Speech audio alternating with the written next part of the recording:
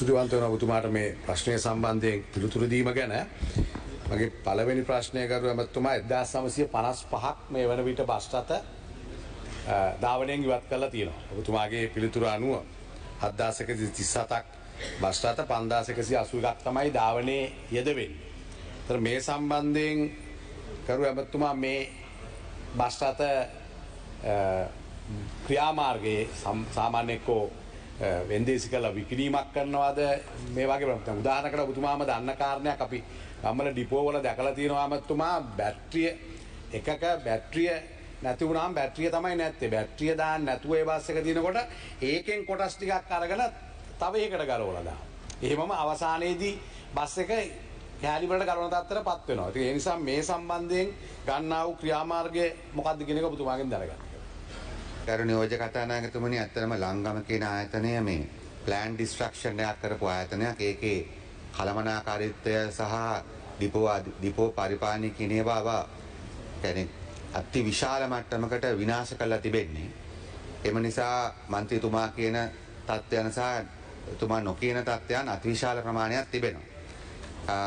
ඒ නිසා දැනට අපි ඔය බස් වලින් 200ක් හදන්න පුළුවන් ඒවා 200ක් අපි මේ කෙටි කාලන අවුරුදු කාලය තුලදී ප්‍රතිසංස්කරණය කරලා ඉදිරිපත් කරන්න බලාපොරොත්තු වෙනවා. ඔබතුමා කියන තත්ත්වයේ තිබෙනවා. මොකද ලංගම පාඩුයි හොරකම් කරන නිසා වැඩිපුර ඒ කියන්නේ ඒවට පත් කළ තියෙන දේශපාලන සහ ඇමති හිටපු දේශපාලන නායකයන්ගේවත් එක්ක ඉතින් දැනට අපිට කරන්න පුළුවන් දේවල් කීපයක් අපි කරගෙන යනවා. එකක් තමයි බස් රථ අලුත් වැඩියා කරනවා. අනිත් එක ගරු කතානායකතුමනි බස් රථ තියෙනවා සමහර තැන්වල අවශ්‍ය කොන්දොස්තරවරු සහ රියදුරු මහත්වරු නැහැ. දැනට කොන්දොස්තරලා සහ රියදුරන් 1000කට අධික ප්‍රමාණයක් ඉන්නවා විවිධ මට්ටමේ මූල්‍යමය වංචාවන් සිදු කරපු ඔවුන්ගේ වැඩ නතර කළ තිබුණා. අපි ඒගොල්ලන්ගේ විනය පරීක්ෂණ යන අතර ඒගොල්ලන්ට වැඩ කරන්න අවස්ථාව දීලා තිබෙනවා. ඒ වගේම අනුචිතයයි සැලකෙන රැකියාවල නියුතු පිරිසක් හිටියා ඉන්නවා තවමත්. ඒ කියන්නේ කොන්දොස්තර රියදුරු තනතුරු වල ඉන්නේ ඒගොල්ලන්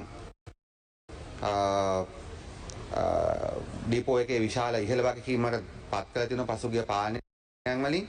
ඉතින් අපි වුණ දැන් පහුගිය අවුරුදු 5 දී ගත්ත කට්ටිය නිදහස් කරලා නැවත බස් වල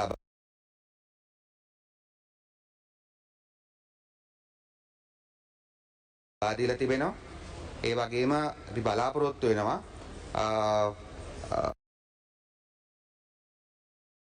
අලුත් ගිවිසුම් ප්‍රමාණයක් අත්සන් කරලා මේවයි මෙකැනිකල් ඩිවිෂන්ස් ශක්තිමත් කරන්න ඒ මාර්ගයේ ඒ වගේ ක්‍රියාමාර්ග ගණනාවක් අපි අරගෙන තිබෙනවා.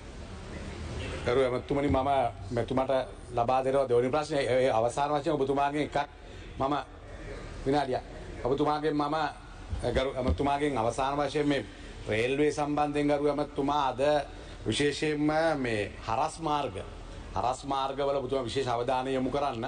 මේක මුළු රටේම හිටපු ගාම හැමදාම වාහන. අපේ ගත්තොත් කරු එමතුමා මග්ගොන දුම්රිය ස්ථානයයි පයාගල දුම්රිය ස්ථානයයි මැද මම ගෙදරට යන පාරෙත් සම්පූර්ණම රතු ලයිට් එක පත් වෙවි දිනවා. ඉතින් මෙතන මේ වගේම මුළු දකුණු පළාතට යන මාර්ගයේ ලොකු ප්‍රශ්නයක් මේක. ඉතින් ඔබතුමාගේ විශේෂ අවධානයක් යොමු කරන්න මේ ගැන නම් මම හිතන්නේ රජයක් හැටියට බැලිය යුතු කියන එක ඔබතුමා ඉල්ලීමක් කරනවා.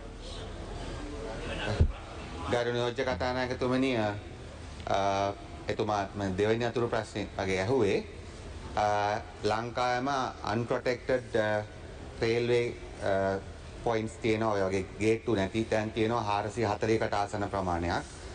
අපි දකින්නේ නැහැ රුපියල් 7500ක 1000ක වගේ 10000ක වගේ දීමනාවක් ලබා දීම හරහා දුම්රිය අර රේල් ගේට්ටු මොරකරුවන් මගින්ම මේක කරගන්න පුළුවන් කියලා.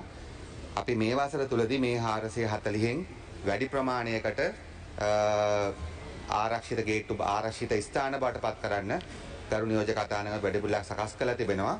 අපි ඒක වැඩිපුර බලාපොරොත්තු වෙනවා CSR ප්‍රොජෙක්ට්ස් විදිහට කරන්න. දැනට අපි ඒක පටන් අරගෙන තිබෙනවා කරන්න.